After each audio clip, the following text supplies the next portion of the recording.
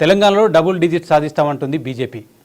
ఖచ్చితంగా తెలంగాణలో అనూహ్యమైన ఫలితాలు ఉంటాయనుకుంటుంది బీజేపీ. వాళ్ళ విశ్వాసం ఏంటి? మనతో మాట్లాడడానికి కేంద్ర మంత్రి, సికింద్రాబాద్ లోక్సభ బీజేపీ అభ్యర్థి కిషన్ రెడ్డి గారు ఉన్నారు. కిషన్ రెడ్డి గారితో మాట్లాడదాం. కిషన్ రెడ్డి గారు, కేవలం మోడీ ప్రభంజనాన్ని నమ్ముకున్నారా? తెలంగాణలో బీజేపీ కాంగ్రెస్ ప్రభుత్వానికి ప్రత్యామ్నాయంగా ఫ్యూచర్లో ఉంటుందని భావిస్తున్నారు. ఒకటి, మీరు అన్నట్టు మోడీ ప్రభంజనము మా పార్టీ నాయకుడు ఆయన.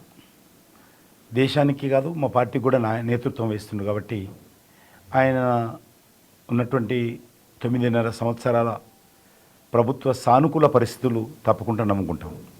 ఎందుకంటే మేము ఏం చేశామో చెప్తున్నాం. మిగతా వాళ్ళలాగా గ్యారంటీలు ఇచ్చి మోసం చేయడం కాదు. మేము అధికారంలోకి వచ్చిన తర్వాత ఏమేం చేశామో చెప్పి ఓట్లు అడుగుతాం. నెంబర్ 1.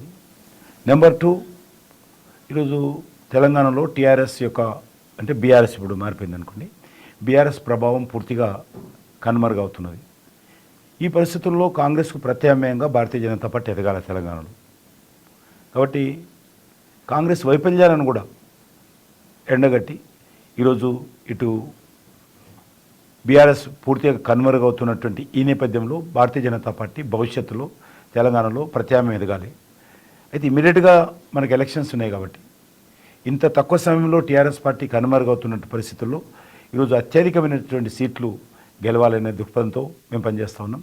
కాబట్టి మేము నరేంద్ర మోడీ గారి యొక్క ప్రభంజనం కావచ్చు, నరేంద్ర మోడీ గారు చేసినటువంటి అనేక విధానపర నిర్ణయాలు కావచ్చు, వాటన్నిటి పట్ల కూడా మేము ప్రజల మధ్యకి వెళ్తాం. బీజేపీని మూడోసారి ఎందుకు అధికారంలోకి తీసుకురావాలని ఒక్క మాట అడిగితే ఏం చెప్తారు మీరు? దేశం కోసం. ఏం చేయాలి? దేశం కోసం బీజేపీ ఎందుకు మూడోసారి అధికారంలోకి రావాలి? దేశ భద్రత విషయంలో కావచ్చు, దేశం యొక్క అభివృద్ధి విషయంలో కావచ్చు, దేశ ప్రజలకు సంక్షేమ కార్యక్రమాల విషయం కావచ్చు, ఒక సమర్థవంతమైన నాయకత్వం కావచ్చు, ఒక స్థిరమైనటువంటి ప్రభుత్వం కావచ్చు, దేశ సాంస్కృతిక ఆధ్యాత్మిక పునర్జీవం కావచ్చు. కానీ బీజేపీ మూడోసారి అధికారంలోకి వస్తే సెక్యులర్ అనే పదం రాజ్యాంగంలో లేకుండా చేస్తున్నారనేది ఇండియా కుటుంబ వాదన. 10 సంవత్సరాలు ఇప్పుడు ఉన్నాము, అంతకుముందు ఉన్నాము, అనేక రాష్ట్రాల్లో అనేక సంవత్సరాలుగా అధికారం ఉన్నాము. ఎక్కడేం చేశామని మాటలు రాజకీయంగా మాట్లాడవచ్చు. కాబట్టి మేము డాక్టర్ బాబాసాహెబ్ అంబేద్కర్ రాజ్యాంగాన్ని పూర్తిగా విశ్వసిస్తున్నాం. రాజ్యం ఆధారంగానే పనిచేస్తూ ఉన్నాం. ఇంకా కాంగ్రెస్ పార్టీ ఆర్టికల్ 370 పేరుతో 75 సంవత్సరాలు జిన్నా రాజ్యాంగం నడిపించింది జమ్మూ కాశ్మీర్. మేము వచ్చిన తర్వాత జిన్నా రాజ్యాంగాన్ని తీసి జమ్మూ కాశ్మీర్లో డాక్టర్ బాబాసాహెబ్ అంబేద్కర్ రాజ్యాంగాన్ని అమలు చేశాం. మేము డాక్టర్ బాబాసాహెబ్ అంబేద్కర్ నడియాడినటువంటి, ఆయన జన్మించిన ప్రాంతం కావచ్చు, దీక్ష తీసుకున్న ప్రాంతం కావచ్చు, ఆయన చదువుకున్న ప్రాంతం కావచ్చు, ఆయన రాజ్యాంగం రాసినటువంటి ఇల్లు కావచ్చు, అంతిమ సంస్కారం చేసినటువంటి ప్రాంతాలు కావచ్చు, పంచతీర్థాల పేరుతో ఆయనను అత్యంత గౌరవించి అభివృద్ధి చేశాము. మాకు మనస వాచ డాక్టర్ బాబాసాహెబ్ అంబేద్కర్ రాజ్యాంగాన్ని కట్టుబడి ఉన్నాం. 400 సీట్లు వస్తాయని ఏ ధీమాతో చెప్తుంది బీజేపీ? ప్రజలు మాకు చూపిస్తున్నటువంటి ఆదరణ ఆ రకంగా ఉంది. కానీ మైండ్ గేమ్ ఆడుతుంది బీజేపీ. అంత సీన్ లేదు, 400 సీట్లు వచ్చే అవకాశం లేదు. గత ఎన్నికల్లో ఉత్తరప్రదేశ్ లాంటి రాష్ట్రంలో అవుట్ ఆఫ్ 80 సీట్స్కి 78 సీట్లు వచ్చాయి. అంతకన్నా ఎక్కువ బీజేపీకి వస్తాయి. ఇదంతా మైండ్ గేమ్ పాలిటిక్స్ అని చెప్తుంది విపక్షాలు. మైండ్ గేమ్ అనేది కదా, ఇప్పుడు 400 సీట్లు అంటున్నాను కదా, తెలంగాణలో కూడా డబుల్ డిజిట్ వస్తున్నాయి. ఇట్లనే అనేక రాష్ట్రాలు ఉంటాయి. ఒక తెలంగాణలో ఉంటుంది కదా వాతావరణం, కర్ణాటకలో ఉంటుంది, మిగతా రాష్ట్రాల్లో కూడా ఉంటుంది. ఎక్కడైతే బలహీనంగా ఉన్నామో అటువంటి రాష్ట్రాల్లో కూడా వాతావరణం ఉంటుంది కదా, అట్లెందుకు అనుకోరు మీరు? కానీ తెలంగాణలో అసెంబ్లీ ఎన్నికల్లో చెల్లని బీజేపీ పార్లమెంట్ ఎన్నికల్లో వచ్చే వరకు ఎందుకు చెల్లుతుంది? 64 సీట్లలో డిపాజిట్ పోయింది బీజేపీకి. ఇప్పుడు మీరు డబుల్ డిజిట్స్ వస్తాయని చెప్తున్నారు. ఏ విధంగా సాధ్యమవుతుంది? దేశ ప్రజలందరూ కూడా, లేకపోతే తెలంగాణ ప్రజలు కూడా ఈ దేశానికి జరుగుతున్నటువంటి ఎన్నికల విషయం అర్థం తెలుసు వాళ్ళకు. ఈ దేశానికి ఎవరు ప్రధానమంత్రి కావాలి, ఈ దేశానికి ఏ పార్టీ నేతృత్వం వహించాలి, ఎవరు ప్రధానమంత్రి అయితే ఈ దేశం బాగుపడుతుంది, ఎవరి నేతృత్వంలో అయితే ఈ దేశం ముందుకెళ్తుందనే విషయం ప్రతి ఒక్కరూ గ్రామీణ ప్రాంతాల్లో నిరక్షరాస్యులు కూడా చర్చించుకుంటున్నారు. గత శాసనసభ ఎన్నికల్లో కూడా ప్రజలు ఢిల్లీ ఓటు, పెద్ద ఓటు మీకేస్తాం, ఈసారి మమ్మల్ని వదిలేయండి, ఢిల్లీ ఓటు పెద్ద, 2 మాటలు, ఒక దగ్గర ఢిల్లీ ఓటు అన్నారు, కొంతమంది పెద్ద ఓటు అన్నారు. ఈ 2 ఓట్లు మీకేస్తాము, ఈసారి మమ్మల్ని వదిలేయండి అని గత శాసనసభ ఎన్నికలప్పుడే, ఎన్నికల పోలింగ్ కంటే ముందే ప్రజలు చర్చించారు. నేను అంతెందుకు 2019 కూడా మీకు ఉదాహరణ తీసుకుంటాను. మాకు అప్పుడు ఒకటే ఒక సీట్ వచ్చింది. 3 నెలలు ఎలక్షన్ జరిగితే 3 నెలలు మేము 4 ఎంపీ సీట్లు గెలిచాం. ఒక ఎమ్మెల్యే సీట్ వచ్చిన దగ్గర 4 ఎంపీ సీట్లు గెలిచాము. ఇప్పుడు 8 సీట్లు గెలిచాము, మా ఓటింగ్ పర్సెంటేజ్ డబల్ చేసుకున్నాము. ఈరోజు ఖచ్చితంగా మరి ఈరోజు డబుల్ డిజిట్ రావడంలో మాకు ఏ రకమైనటువంటి ఇబ్బంది తెలంగాణ లేదు. తెలంగాణ మా కోరిక కాదు, ఇది తెలంగాణ ప్రజల ఆకాంక్ష, వాళ్ళ ఆలోచన. అంత నిర్మాణాత్మకంగా ఉన్న బీజేపీ ఎందుకు పక్క పార్టీలను తీసుకొచ్చి టికెట్లు ఇచ్చిందంటే ఏం చెప్తారు? ఎత్తుగడల కోసం, రాజకీయ ఎత్తుగడలు చేయాలి, అనేక సమీకరణలు చేయాలి, ప్రత్యర్థి పార్టీలను బలహీనం చేయాలి. కాబట్టి ఆ దిశలోనే కొన్ని ఎత్తుగడలు చేయాల్సిన అవసరం ఉంటుంది. ఇటీవల కేసీఆర్ గారు కరీంనగర్లో మాట్లాడుతూ బీజేపీ మూతి లేని పార్టీ అని చెప్పాడు. ఎవరి మూతి? కామారెడ్డిలో ఓడించిన కదా నేను. ఎవరికి మూతి లేదు. మా పార్టీ చేతిలో వాళ్ళ కూతురుని ఓడించిన నేను, మా పార్టీ చేతిలో ఆయనే ఓడించాను నేను. కాబట్టి ఎవరికి మూతి లేదు. ఇప్పుడు ఎవరే ఉన్నారు? నీ మూతి బాగాలేదని అందరు వెళ్ళిపోతారు పార్టీ వదిలి. నీ మూతి బాగా చేసుకోముందు. కాంగ్రెస్ పార్టీ 14 సీట్లకు పైగా గెలుస్తామని ధీమా వ్యక్తం చేస్తుంది. మీరు డబుల్ డిజిట్ సాధిస్తామని చెప్తున్నారు. ఎవరి మాటలు విశ్వసించాలి? నేను అనేది ఏ పార్టీ అయినా గెలవడం కోసం పోటీ చేస్తుంది. నాకైతే ఎవరు తీస్తుంది, వాళ్ళకి అదే వస్తుంది. కానీ ప్రజలు ఏమనుకుంటున్నారు? ఈరోజు పార్లమెంట్ ఎలక్షన్స్ ఎట్టుపోతూ ఉన్నాయి. పార్లమెంట్ ఎలక్షన్స్లో ఎవరు ప్రధానమంత్రి అవుతారు, పార్లమెంట్ ఎలక్షన్స్ అని ఎవరి చుట్టూ తిరుగుతున్నాయి అనేటువంటిది ప్రధానంగా ఆలోచన చేయాలి. నేను నా మాట కానీ కాంగ్రెస్ మాట కానీ వినమంటలేను నేను ఎవరిని కూడా. మీరు దేశమంతా చూడండి ఏ రకమైనటువంటి వాతావరణం ఉంది. గత పార్లమెంట్ ఎన్నికలు ఏ రకంగా తెలంగాణలో బలం పెరిగింది. ఇప్పుడు ఉన్నటువంటి పరిస్థితుల్లో 2019తో పోల్చి చూసినట్లయితే తెలంగాణలో మంచి వాతావరణం ఉంది, అంతకంటే డబల్ వాతావరణం ఉంది ఈరోజు. కాబట్టి ఈ నేపథ్యంలో Bharatiya Janata party double digit అనడం ఇది ప్రజల నుంచి వస్తున్నటువంటి స్పందన బట్టి అన్నాను తప్ప మేమేదో ప్రగతి భవన్లో కూర్చోనో, ముఖ్యమంత్రి ఇంట్లో కూర్చోనో, లేకపోతే రాహుల్ గాంధీ దగ్గర కూర్చోనో, సోనియా గాంధీ దగ్గర కూర్చోనో వాళ్ళు వేసినట్టు నేను లెక్కలేసి చెప్పడం లేదు. ఎస్, అయోధ్యలో రామమందిర నిర్మాణం, ఆ తర్వాత బాలరాముని ప్రతిష్ట, ఇదంతా కూడా ఒక రకంగా ప్రజలంతా కూడా రామ మందిరాన్ని కోరుకున్నారు. హిందుత్వ ఓట్లన్నీ పోలరైజ్ అని అనుకుంటున్న నేపథ్యంలో ఇది ఎన్నికల వరకు కొనసాగుతుందా? గ్రామ స్థాయిలోకి వెళ్తుందా? బీజేపీ క్షేత్రస్థాయిలో ఇంకా సరైన నిర్మాణం లేదని అంటున్న నేపథ్యంలో ఇది మీకు అడ్వాంటేజ్ అవుతుంది అనుకుంటున్నారా? గ్రామ స్థాయిలో పార్టీ యొక్క నిర్మాణం ఏదైతే ఉన్నదో అన్ని గ్రామాల్లో మాకున్నారు. ఏ గ్రామంలో కూడా బీజేపీ లేదనే గ్రామం లేదు. 80% గ్రామాల్లో బీజేపీ పటిష్టంగా ఉన్నది. ఎన్నికలు అనేటువంటి ఒకసారి ప్రజలు అనుకుంటే ఏది చూడరు, కార్యకర్తను చూడరు, నాయకుని చూడరు, జెండా చూడరు. వాళ్ళ ఒక గుర్తే, వాళ్ళ లక్ష్యం ఏంది, దాన్ని వేయాల్సినటువంటి ఓటు గుర్తేంది, అదే చూస్తారు. కానీ ఈ ఎన్నికల్లో ఏం తేడా కనిపిస్తుంది? కాంగ్రెస్ని ఎందుకు ఓడించాలి లోక్సభ ఎన్నికల్లో, బీజేపీని ఎందుకు గెలిపించాలని దానికి ఏం చెప్తారు? కాంగ్రెస్ ఈరోజు ఎక్కడ లోక్సభ ఎన్నికల్లో ఎక్కడ లేదు, కీలక పాత్ర లేదు. కాంగ్రెస్ పార్టీ ఓటేస్తే ఎవరు ప్రధానమంత్రో తెలియదు, వాళ్ళకే తెలియదు. ఇక ఓటర్లకి ఏం చెప్తారు? కాంగ్రెస్ పార్టీకి ఓటేస్తే రేపు గెలిచినా ఓడినా మా ప్రధానమంత్రి కాడని చెప్పుకోవడానికి కూడా లేరు వాళ్ళకు. ఎస్, ఇండియా కూటమి చెప్తుంది మరొకసారి మోడీ అధికారంలోకి వస్తే మైనార్టీలకు రక్షణ ఉండదు, అన్ని ప్రభుత్వ సంస్థలు కూడా, ప్రభుత్వ రంగ సంస్థలు కూడా ప్రైవేట్ పరం అవుతాయి, దారాదత్తం చేస్తారు, అదాని లాంటి కంపెనీలకు కట్టబెడతారని తీవ్రమైన విమర్శలు చేస్తుంది. దీనికి ఏం చెప్తారు? వాళ్ళపైన ప్రజలు చేస్తున్నటువంటి ఆరోపణలపైన ప్రజలు విశ్వసిస్తలేరు. విశ్వసిస్తే ఈ రకంగా ఉండదు. అనేక విషయాలు ఈరోజు బ్యాంకుల గురించి ఇట్లనే మాట్లాడారు. బ్యాంకులు 36,000 కోట్ల నుంచి ఈరోజు 1,50,000 కోట్లకు ఆదాయం పెరిగింది, లాభం. మేము అధికారంలోకి వచ్చిన 36 లక్షలు ఉండేది బ్యాంకర్స్, ఈరోజు 1,50,000కు ఆదాయం పెరిగింది వాళ్ళకు బ్యాంకర్స్కు.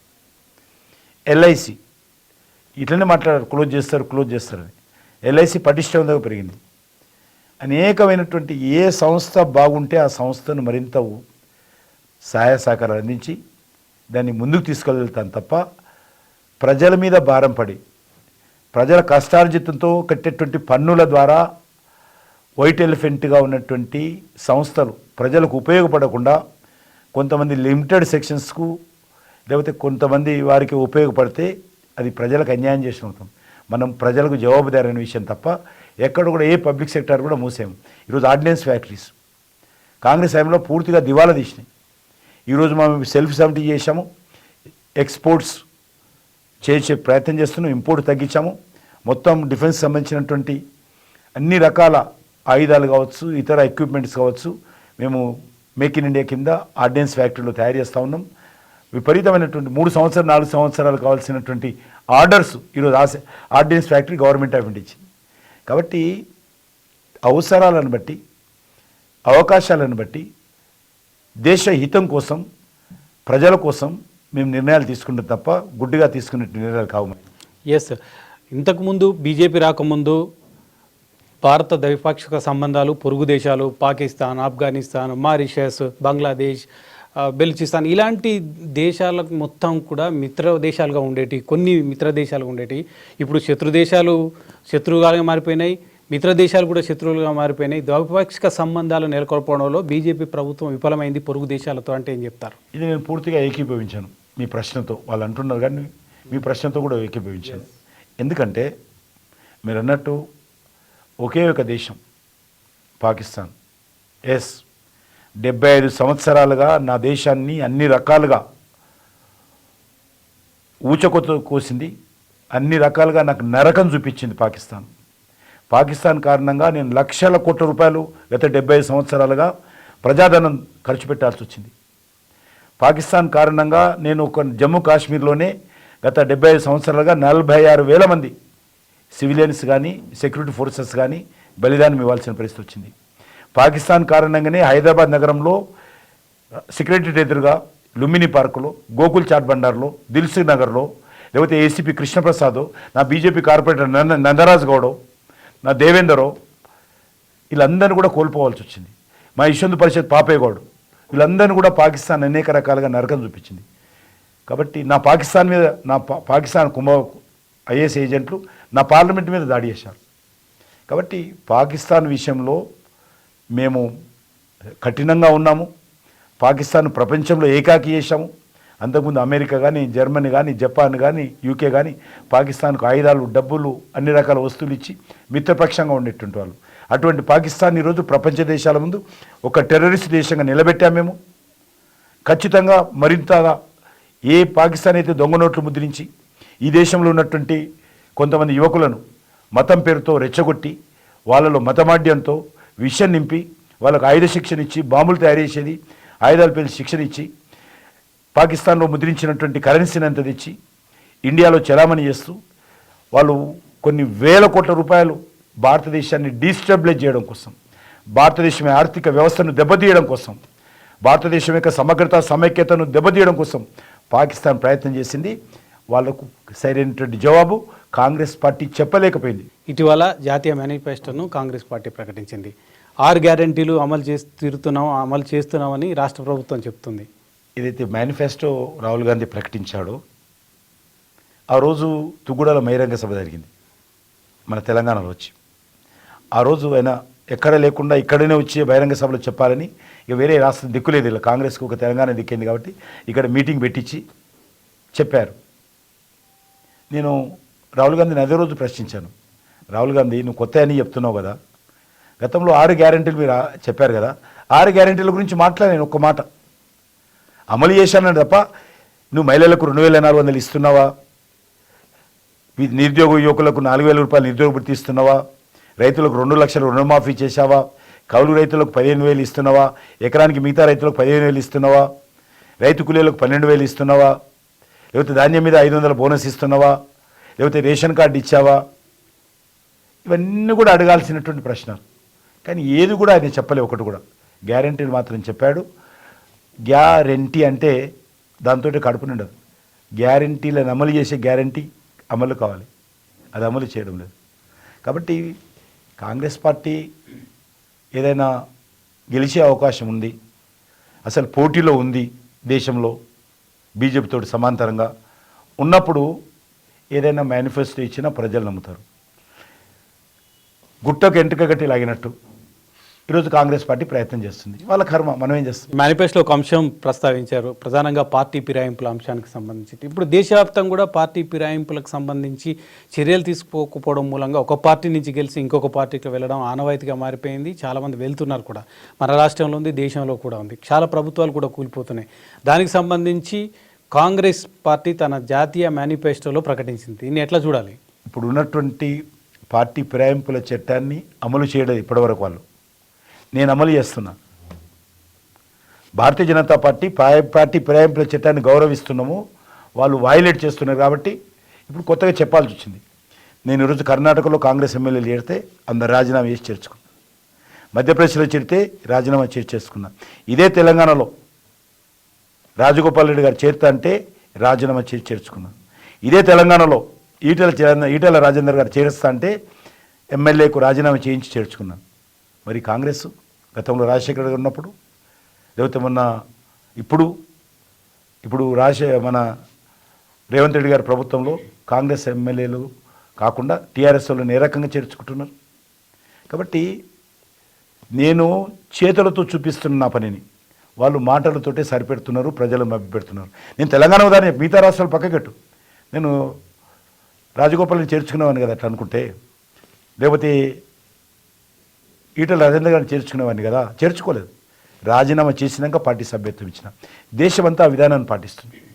పార్టీలు మారవచ్చు, ఒక పార్టీ నుంచి ఇంకో పార్టీ మారవచ్చు, కానీ ఆ పార్టీ తరఫున ప్రజల యొక్క ఓటు ద్వారా పొందినటువంటి పదవికి రాజీనామా చేసి చేరాలని నా పార్టీ నేను అమలు చేస్తున్నాను. ఈ రోజు వరకు కూడా కాంగ్రెస్ కానీ మిగతా పార్టీలు కానీ చేయడం లేదు. కాబట్టి కాంగ్రెస్ పార్టీ ఏదైతే చెప్పిందో అది గురువింద గిజ సామెత. ముందు నీవు నీ పార్టీలో తెలంగాణ ఉదాహరణ తీసుకో. ఈరోజు ఎంతమంది ఎమ్మెల్యేలు టీఆర్ఎస్లో చేరుతున్నట్టు కండువలు కప్పుకున్నారు, కాంగ్రెస్లో చేరుతున్నట్టు టీఆర్ఎస్ ఎమ్మెల్యేలు. మరి వాళ్ళందరూ రాజీనామా చేయకుండా ఏ రకంగా చేర్చుకున్నారు. ముందు ఇది ఇక్కడ చేసి నువ్వు మేనిఫెస్టోలు పెడితే హర్షిస్తారు, ప్రజలు నమ్ముతారు. ఒకవైపు ఏమో బీఆర్ఎస్ ఎమ్మెల్యేలు కాంగ్రెస్ పార్టీలో చేరుతున్నారు, బీఆర్ఎస్ కూడా బీజేపీని టార్గెట్ చేస్తుంది. ఇటీవల కేటీఆర్ మాట్లాడుతూ కేటీఆర్ రాముని ముక్కుదాం, బీజేపీని తొక్కుదాం అంటున్నారు. ఆయన పాపం పేరు మార్చుకుంటే ఫస్ట్ అయినా తారక రాముడు పేరు మార్చుకొని మాట్లాడితే బాగుంటుంది. లేకపోతే వాళ్ళ నాయన చేసే యజ్ఞాలు చూస్తే తెలిసిపోతుంది. కాబట్టి అది అహంకారానికి మరి ప్రతిబింబిస్తుంది అనేది. ఎందుకంటే కేటీఆర్ను చూస్తే నాకు జాలేస్తుంది, అంటే సింపతి కూడా ఉంటుంది. ఆయన అప్పుడే గత ఎన్నికలప్పుడు అంటే 2019 తర్వాతనే ముఖ్యమంత్రి అయిపోతాడు, చెయ్యాలని వాళ్ళ నాన్న కూడా నిర్ణయించాడు. పార్టీలో విస్తృతంగా ప్రచారం జరిపింది. వేదిక మీద కేసీఆర్ ఉంటేనే పక్కకు వచ్చి వచ్చే నెలలో కేటీఆర్ ముఖ్యమంత్రి అవుతున్నాడు, కాబోతుండని ప్రచారం చేశారు. కానీ కేసీఆర్ ఖండించలే. 4 నెలల తర్వాత హైదరాబాద్ కార్పొరేషన్లో ఓడిపోయిన తర్వాత ఎవరు అనొద్దు, కేటీఆర్ ముఖ్యమంత్రి, నేనే ముఖ్యమంత్రి ఉంటానని చెప్పాడు. మొన్న వాళ్ళ ఎలక్షన్ స్ట్రాటజీలో ఏముందంటే ఎలక్షన్స్ కాగానే కేటీఆర్ ముఖ్యమంత్రి చేసి కేసీఆర్ ఈ ఎంపీ ఎలక్షన్స్లో పోటీ చేసి ఢిల్లీలో చక్రం తిప్పాలని అందరికీ కర్ణాటకలో డబ్బులు ఇచ్చాడు, తమిళనాడులో పోయి డబ్బులు ఇచ్చాడు, బీహార్లో పోయి డబ్బులు ఇచ్చాడు, యూపీలో పోయి డబ్బులు ఇచ్చాడు, పంజాబ్లో పోయి డబ్బులు ఇచ్చాడు, ఆమ్ ఆద్మీతో కలిశాడు, మహారాష్ట్రకి వెళ్ళి డబ్బులు ఇచ్చాడు, ఒరిస్సాకి వెళ్ళి డబ్బులు ఇచ్చాడు, జమ్మూ కాశ్మీర్ దగ్గరికి వెళ్ళాడు. అందరికీ దగ్గరికి వెళ్ళి డబ్బు రాజకీయాలు చూపించే ప్రయత్నం చేశాడు. నా దగ్గర 17 సీట్లు వస్తాయి, నేను పార్టీ పెడుతున్నాను, మహారాష్ట్రలో కూడా గెలుస్తా, ఆంధ్రప్రదేశ్లో కూడా గెలుస్తా, నేను ఈరోజు ఒక్కనే కింగ్ మేకర్ను, ఈ దేశంలో ఉన్నటువంటి రాజకీయ నాయకులు నేను ఒక్కనే సమర్థుణ్ణి అని చెప్పి ప్రచారం చేసుకున్నాడు. మొత్తం ఆయన కళలో వస్తుండేది, ముఖ్యమంత్రి అయిపోయినట్టు, ప్రమాణ స్వీకారం చేసినట్టు. అటువంటి వ్యక్తి అనుకోకుండా ఈరోజు వాళ్ళ పార్టీ ఓడిపోవడము, ఆ పార్టీ చరమాంక పరిస్థితి రావడం ఏదైతే ఉన్నదో దాన్ని తట్టుకోలేక ఈ రకమైనటువంటి రామును కూడా తిట్టే పరిస్థితి వచ్చింది. ఓకే, అసెంబ్లీ ఎన్నికల్లో బీజేపీ ఎదుర్కొన్న పెను సవాళ్ళు, కవితను అరెస్ట్ చేయలేదు. ఎవరు అడిగినా ఇదే ప్రశ్న, మీ పార్టీ శ్రేణుల నుంచి అదే ప్రశ్న ఉత్పన్నమైంది, బయట కూడా అదే ఉత్పన్నమైంది. ఇప్పుడు లోక్సభ ఎన్నికల్లో ఆ సవాల్ లేదనుకుంటా, మీకు కలిసి వస్తుందా ఇది? అసలు అప్పుడు కానీ ఇప్పుడు కానీ మాకు కవిత అరెస్ట్ మా ఎజెండా కాదు. ఇప్పుడు మా ఎజెండా కాదు, అప్పుడు మా ఎజెండా కాదు. అసలు రాజకీయ జోక్యం ఉండదు. అక్కడ ఢిల్లీలో ఇన్వెస్టిగేషన్ చేస్తుంటే ఏజెన్సీలకు ఆమె పట్టుబడ్డది. వాళ్ళు ఇన్వెస్టిగేషన్ చేస్తే రాకుండా సుప్రీంకోర్టుకి వెళ్ళి స్టేలు తెచ్చి మేము అది చేస్తాము, మహిళలు రిజర్వేషన్ ఇస్తలేరు, లేకపోతే అనేక రకాలుగా డైవర్ట్ పాలిటిక్స్ చేయడం జరిగింది. అయినా కూడా మేము ఎప్పుడు ఇన్వాల్వ్ కాలేదు. నేను యాజ్ ఎ నాకు సంబంధం లేని విషయం చెప్పడం జరిగింది. ఇప్పుడు కూడా ఢిల్లీలో జరుగుతున్నటువంటి ఇన్వెస్టిగేషన్లో భాగంగా ముఖ్యమంత్రి గారిని కూడా అరెస్ట్ చేయడం జరిగింది. ఆయన సహకరించకపోతే వీళ్ళు కూడా కవిత గారిని కూడా అరెస్ట్ చేయడం. టోటల్గా అది ఢిల్లీ కేసు, ఢిల్లీ గవర్నమెంట్లో జరిగినటువంటి అవినీతి, తెలంగాణ కానీ తెలంగాణ రాష్ట్ర రాజకీయాలకు కానీ కవిత కానీ సంబంధం, లేకపోతే బీఆర్ఎస్ పార్టీ కానీ సంబంధం లేని అంశము. ఇది రాజకీయాలకు సంబంధం లేని అంశము. పూర్తిగా అవినీతి కుంభకోణాలలో ప్రజాధనాన్ని దోపిడీ చేసినటువంటి మద్యం వ్యాపారం కేసులో ఈరోజు తెలంగాణ దోచుకునేది సరిపోదని చెప్పి ఢిల్లీకి వెళ్ళి కూడా దోచుకోవడం కోసం చేస్తున్నటువంటి ప్రయత్నంలో కవిత గారిని అరెస్ట్ చేశారు తప్ప బీజేపీ కానీ భారతీయ జనతా మన కేంద్ర ప్రభుత్వం కానీ సంబంధం లేని అంశం. మీ పార్టీ రాజకీయ ఆగర్భ శత్రువు అసదుద్దీన్ ఓవైసీ పైన ఈసారి కొత్త ప్రయోగం చేశారు. ఒక మహిళను మాధవీలతను మిస్సైల్ని దించినట్లు కనిపిస్తుంది. మీ ఫలితం ఎట్లా ఉంటుంది అనుకుంటున్నారు హైదరాబాద్లో? అంటే దానికి కారణాలు కూడా ఉన్నాయి. దేశంలో కొంత త్రిపుల్ తలాక్ తీసేసిన తర్వాత ముస్లింకి సంబంధించినటువంటి విద్యార్థినులు, ఎందుకంటే వాళ్ళు కాలేజీలకు వెళ్తారు, ఇంటి నుంచి బయటకు వెళ్తారు, వాళ్ళు చదువుకుంటున్నప్పుడు కానీ వాళ్ళకు వస్తున్నటువంటి వార్తలు కానీ సోషల్ మీడియాల ద్వారా కానీ ముస్లిం వలయాల్లో ఒక మార్పు కనిపిస్తుంది. నేను ఇప్పుడు నాంపల్లిలో పాదయాత్ర చేస్తానికి వెళ్తే గతంలో ముస్లింలు ఎవరు కూడా మేము ఎంత రథం మీద వెళ్ళినా నడుచుకుంటూ వెళ్ళినా బయటకు వచ్చేవాళ్ళు కాదు. ఈరోజు ముస్లిం వలయాలో భర్త ఉన్నప్పటికీ కూడా భయపడకుండా బాల్కనీలోకి వచ్చి ఈరోజు మరి గ్రీటింగ్స్ చెప్తా ఉన్నారు నాకు. అది మార్పు కనిపిస్తుంది దేశంలో. ఆ మార్పు మహిళను పెడితే ఇంకొద్దిగా పెరుగుతుందేమో అన్న దృక్పథంతో ఎక్స్పెరిమెంట్ చేస్తున్నాం మేము. మాకు వాతావరణం కూడా ఆ రకంగా సానుకూలంగా కనిపిస్తుంది. తప్పకుండా అసదుద్దీన్ ఓవైసీ హైదరాబాద్లో ఓడిస్తాం. సికింద్రాబాద్లో కిషన్ రెడ్డిని ఎదుర్కోవడానికి 2 ఎమ్మెల్యేలు 2 పార్టీల నుంచి రంగంలోకి దిగారు. ఎవరు నాకు ఇంతవరకు ఒక్కరే తెలిసింది. నాకు ఇంకా అది నాకు తెలిసినంతవరకు టీఆర్ఎస్ పార్టీ అభ్యర్థి ఫైనల్ అయినట్టుంది. కాంగ్రెస్ ఇంకా అభ్యర్థి ఉందా లేదా, ప్రకటించారా లేదా అనేది దోబూచులాట నాడుతుంటే తెలుస్తుంది. ఇంకా నాకైతే తెలియదు మరి. ఓకే, మొత్తంగా తెలంగాణలో ఫలితాలు ఏ విధంగా ఉండబోతున్నాయి? ఒకవేళ ఈ ఫలితాలు బీజేపీకి అనుకూలంగా ఉంటే మీ పార్టీ నేతలు కొంతమంది చెప్పినట్లు లోక్సభ ఎన్నికల తర్వాత రాష్ట్రంలో అధికార మార్పిడి జరిగే అవకాశం ఉందా? We want to wait up to schedule, శాసనసభ ఎన్నికల షెడ్యూల్ ఎప్పుడు వస్తుందో అప్పటి వరకు వెయిట్ చేయాలనుకుంటున్నాం. ఎందుకంటే నాకున్నది 8 సీట్లు. నేను ఈరోజు కాంగ్రెస్ పార్టీ ప్రభుత్వాన్ని నేను కూల్చలేను. ఒకవేళ వాళ్ళు కూలిపోతే నేనేం చేయలేను. వాళ్ళ పార్టీలో ఇంటర్నల్గా వాళ్ళు కూల్చుకొని వస్తే నాకు సంబంధం లేదు. యాజ్ ఎ బీజేపీ మేము ఏ రకమైనటువంటి అటెంప్ట్ చేయం. కాంగ్రెస్ పార్టీ కూలిపోతే దానికి ఏం చేస్తాం? కాంగ్రెస్ ప్రభుత్వాలు చాలా ప్రాంతాలు కూలిపోయినాయి చాలాసార్లు కూడా. అది నా రెస్పాన్సిబిలిటీ కాదు, నా ప్రయత్నం కాదు. థ్యాంక్ యూ కిషన్ రెడ్డి గారు, థ్యాంక్ యూ సో మచ్. దేశంలో మోడీ ప్రపంచం కొనసాగుతుంది. మోడీ ప్రపంచంలో తెలంగాణలో మెజార్టీ సీట్లు గెలుస్తామని కిషన్ రెడ్డి గారు విశ్వాసం వ్యక్తం చేస్తున్నారు. రాష్ట్రంలో అధికార మార్పిడి జరగదు. అధికార మార్పిడి జరిగే విధంగా బీజేపీ ఎటువంటి చర్యలు తీసుకోబోదు. కాంగ్రెస్ ప్రభుత్వం వాళ్ళకై వాళ్ళు కూలిపోతే తాము చేసేది ఏమీ లేదని కిషన్ రెడ్డి గారు చెప్తున్నారు. ఇది ఫేస్ టు ఫేస్. మరో గెస్ట్తో మళ్ళీ కలుద్దాం. చూస్తూనే ఉండండి ఎన్టీవీ.